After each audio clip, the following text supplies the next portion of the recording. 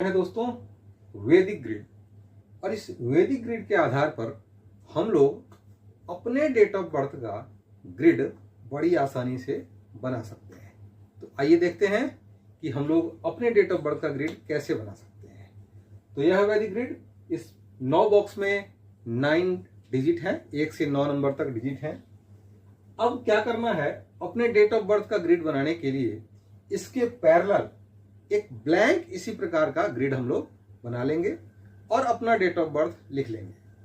उदाहरण स्वरूप जैसे आज का डेट है 6 अगस्त 2026।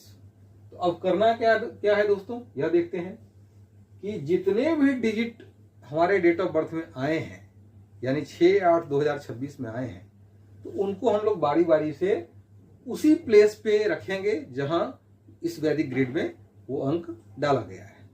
जैसे पहला डिजिट है 6, तो 6 को सेम बॉक्स में हम लोग डाल देंगे जो वैदिक ग्रिड में डाला हुआ है। फिर उसके बाद आ गया 8, तो 8 को हम लोग उस प्लेस पे रख देंगे।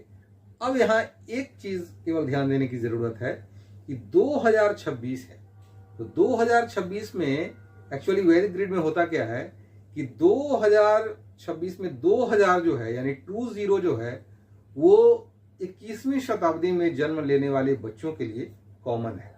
तो वैदिक ग्रिड में इस 20 को शामिल नहीं किया जाता है, क्योंकि ये सारे 21वीं शताब्दी में जितने भी बच्चे जन्म लेंगे उनके साथ यह कॉमन स्थिति होगी। तो 20 को हम लोग छोड़ देंगे। या 20वीं शताब्दी में अगर किसी का जन्म हुआ है वहां 1900 होता है, तो 19 को हम लोग छोड़ देते हैं, एग्जेम्प्ट कर देते हैं। तो अब क्या स्थिति होगी कि 6, 8 और 20 हट गया और 2, 6। तो इन सारे अंकों को उसी स्थान पर रखेंगे जैसे वैदिक ग्रिड में डाला हुआ है।